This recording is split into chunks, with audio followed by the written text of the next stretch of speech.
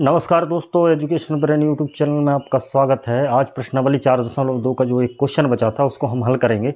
तो क्वेश्चन था उदाहरण नंबर 1, जो चैप्टर 4 का उदाहरण नंबर 1 है, उसमें 2 प्रश्न है। उन 2 प्रश्नों को हल करने को बोला गया था, तो हम उस क्वेश्चन को ही देखते हैं।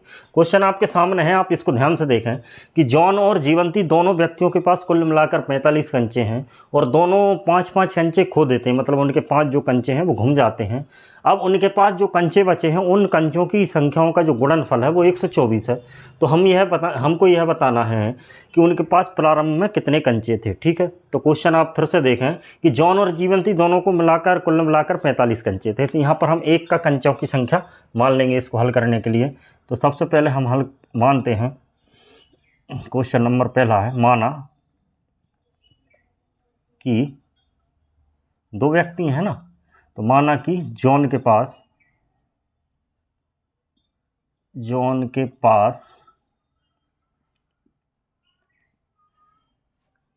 x कंचे हैं। कितने हैं? x कंचे हैं। ठीक है, जॉन के पास x कंचे हैं, ये ऐसा हमने मान लिया। अब हम जानते हैं कि दोनों के पास कुल मिलाकर 45 कंचे हैं। यदि एक के पास x है तो दूसरे के पास 45 माइनस x बचेंगे, ये आपको पता है। तो यहाँ पर लिखेंगे तब प्रश्नानुसार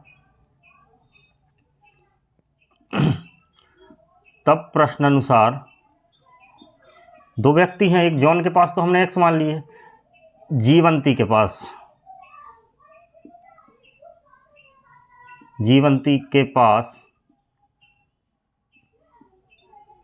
कंचे होंगे। कितने कंचे होंगे? तो हम जानते हैं कि x तो उसके पास होगा, टोटल 45 हैं। तो 45 में से x हटा देंगे, जो बचे कंचे होंगे वो किसके पास होंगे? जीवंती के पास होंगे। अब ये दोनों के कंचों की संख्या हमको पता चल गई कि जॉनी के पास x कंचे हैं और जीवंती के पास 45 माइनस x कंचे हैं, क्योंकि दोनों को कंचों का योग कितना है? 45 है। अब दोनों को कंचों की संख्या पता चल गई। अब इसके बाद आपको प्रश्न में दिया है कि दोनों के 5-5 कंचे घूम जाते हैं या खो जाते हैं, ऐसा दिया प्रश्न में। तो आप ध्यान दें कि अगर दोनों के 5-5 कंचे घूम जाते हैं तो जो अभी कंचे हैं उनमें से 5 कम हो जाएंगे। जैसे अगर उसके पास 45 कंचे हैं और 45 कंचे उदाहरण के लिए, तो आपके 5 कंचे घूम जाएंगे तो 45 माइनस 5 कंचे बचेंगे। तो यहाँ पर है कितने पास? जॉनी के पास x कंचे हैं, तो अगर 5 चले गए तो x माइनस 5 बचे। इसके बाद आपका जीवंती के पास कितने हैं? 45 माइनस x हैं, और इनमें से 5 चलेगा तो माइनस का 5 कर देंगे।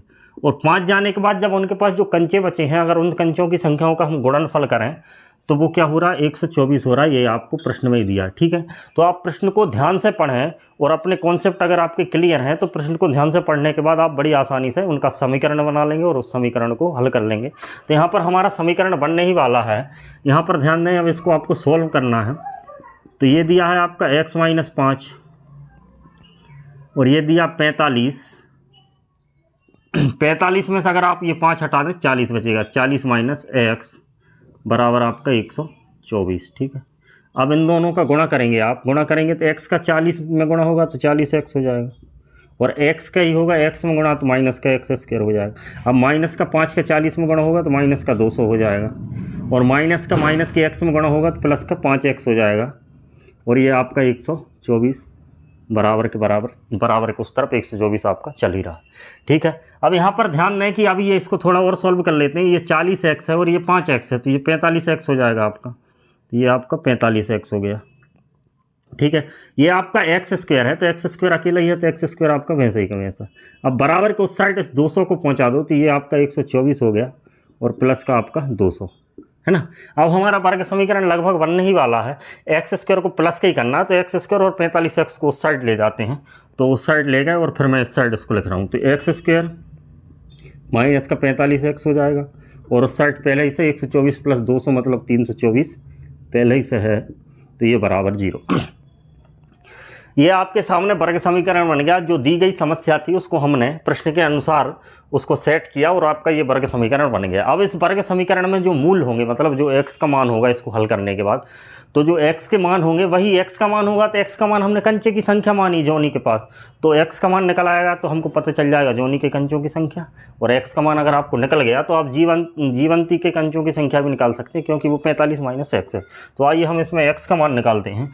तो x का मान निकालने के लिए आपको करना क्या है कि इसको गुणनखंड विधि से तोड़ना। कैसे कि x स्क्वायर का जो गुणांक है और जो अचर पद है उन दोनों का गुणा करके देखते हैं। तो एक्स स्क्वायर का गुणांक यहाँ पर 1 है और जो अचर पद है वो 324 है और 324 इनका गुणनफल आ रहा है। ठीक है, अब हम जानते हैं कि जो अचर पद आपको दिख रहा है 324 ये प्लस का है, तो मतलब 45 में ये गुणनखंड इस प्रकार टूटेंगे।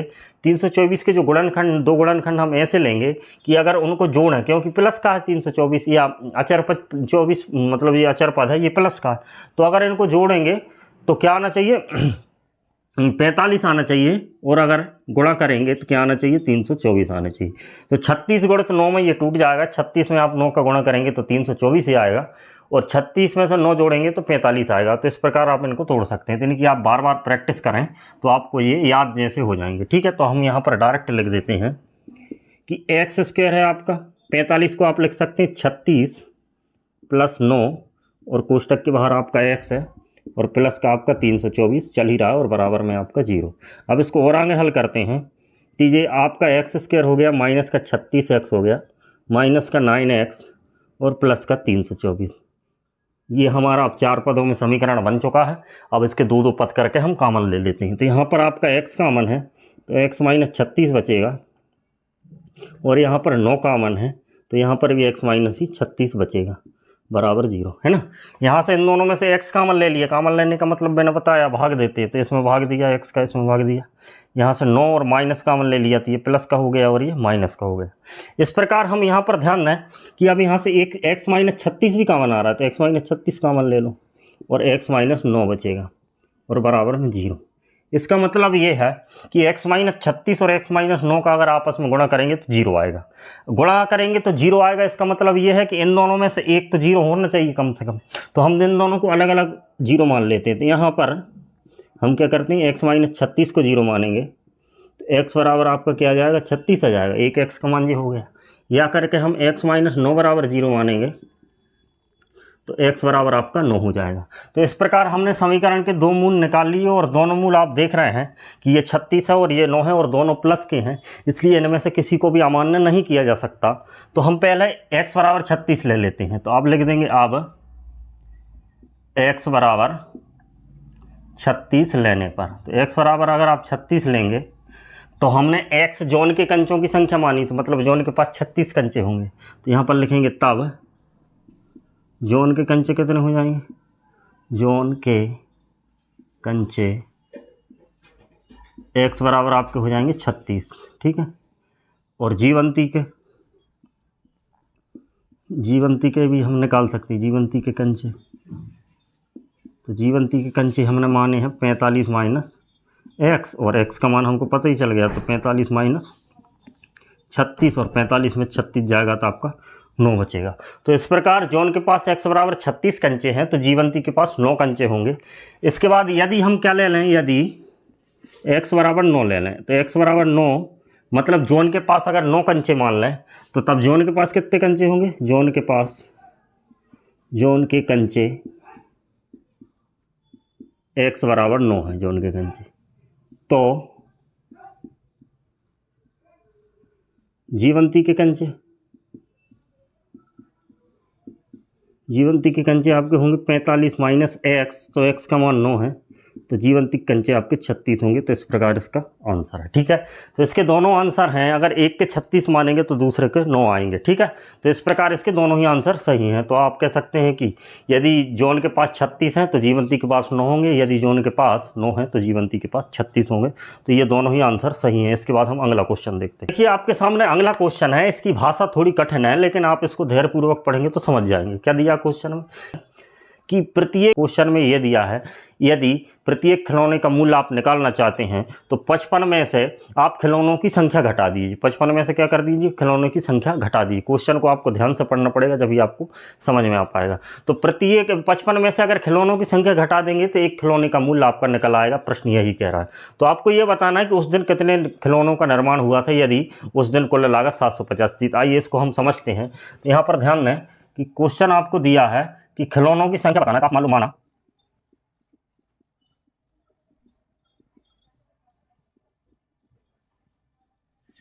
संख्या माना प्रतिदिन मानना पड़ेगा ना, प्रतिदिन निर्मित खिलौने कितने हैं, x निर्मित खिलौने कितने हैं, x हैं। मतलब एक दिन में x खिलौने बन रहे हैं फैक्ट्री में, ठीक है। तो अब इसमें प्रश्न में क्या दिया कि 55 में से जितने खिलौने हैं अगर उनको घटा दिया जाए एक दिन में जो बन रहे हैं तो हमको प्रत्येक खिलौने की लागत का मान पता चल जाएगा। तो हम लिख देंगे तब प्रत्येक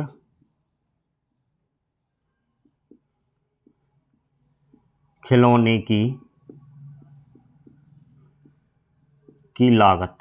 अगर लागत निकालना चाहते हैं तो प्रश्न में स्पष्ट लिखा है, स्पष्ट तो नहीं लिखा, आपको समझना पड़ेगा कि 55 में से x मतलब खिलौनों की संख्या घटा दें तो एक दिन में जो खिलौने बन रहे हैं, एक खिलौना जो बन रहा है उसकी लागत पता चल जाएगी 55 माइनस x, ठीक। अब बात समझ गए होंगे।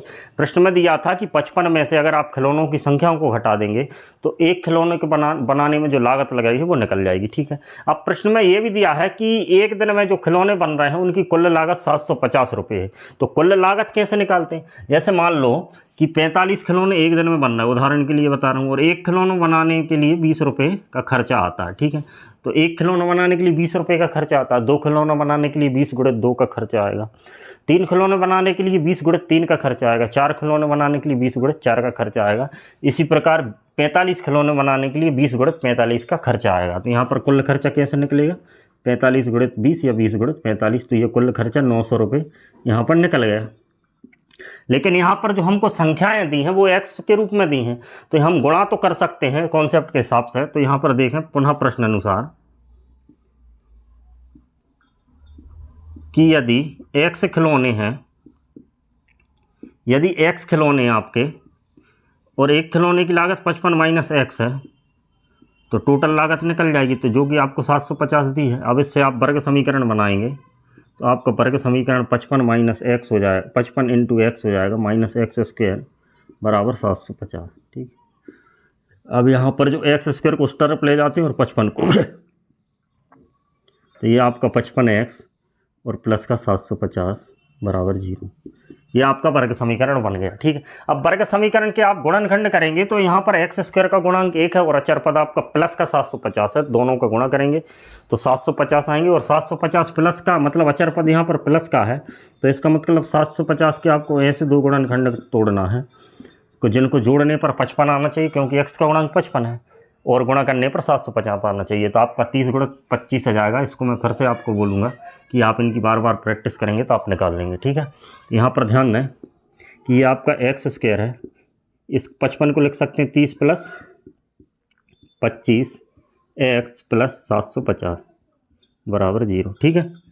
अब यहाँ पर इसको और आगे हल करते हैं तो आप ऐसा मत कीजिए 30 और 25 को आपस में जोड़ के फिर से 55, मतलब हमने जो किया है उस पर आप पानी फेर दें कि एक्स स्क्वायर माइनस 55x आपको देख 55x नहीं करना है, यहाँ पर x का अंदर गुणा करना है 30x और माइनस का 25x और प्लस का 750। हमारा चारों पद में समीकरण हो चुका है, और 2 पद लेके अगर हम इनमें से कॉमन लेंगे तो यहाँ पर x कॉमन आएगा तो x माइनस 30 बचेगा, यहाँ पर 25 कॉमन आएगा तो यहाँ पर भी x माइनस 30 ही बचेगा, ठीक है। तो ये बात आप समझ रहे होंगे।